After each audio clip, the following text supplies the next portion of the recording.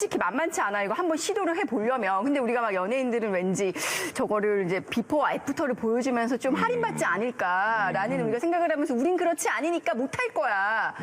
비싸잖아요. 네, 그렇죠. 근데 중간에 우리가 저분이 효과를 봤지만 우리는 효과가 없을 수 있단 말이에요. 그렇죠.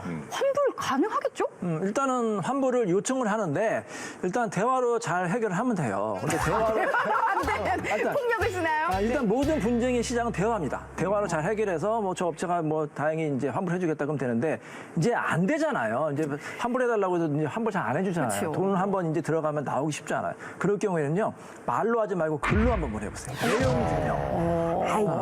일단 내용 증명 딱 보내면은 업체 측에서 받는 태도가 달라집니다. 그래서 환불이 되는 경우도 많고, 네. 근데 거기에 뭔가 기준을 적어야 되잖아요. 이 내용 증명 싸울 때는 뭔가 논거가 있어야 되잖아요. 그럴 때는 한국소비자원의 소비자 분쟁 해결 기준이 있습니다. 거기 보면 여러 가지 이제 분쟁 해결이라든지 환불 기준이 있으니까 그걸 참고해가지고 내용 증명을 보내시면 됩니다. 그래도 안 되면 최종적으로 결국 법원에 소송을 할 수밖에 없는 거죠. 근데 이게 금액이 사생 결단할 정도로 비싸더라고요.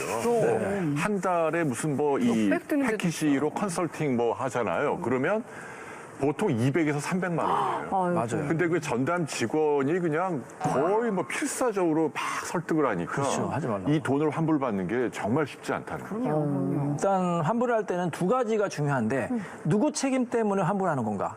업체가 정말로 잘못해가지고 환불이 되는 경우가 있고 문제가 있다든지 제품 문제가 있다든지 아니면은 뭐 업체는 큰 문제가 없는데 내가 이제 마음이 바뀌었어요. 변심해가지고 이제 환불하는 경우가 있고 그다음에 서비스 계약이 이미 시작이 되느냐 안 되느냐에 따라 달라져요. 자, 그래서 만약에 이 서비스가 시작되기 전에 업체의 잘못으로 만약에 이거를 환불을 받겠다 그러면은 내가 위약금 10% 더 받을 수 있는 거예요. 100만 원을 계약했으면 100만 원은 다 돌려받고 위약금 10만 원, 110만 원 돌려받을 수가 있는 거죠. 네.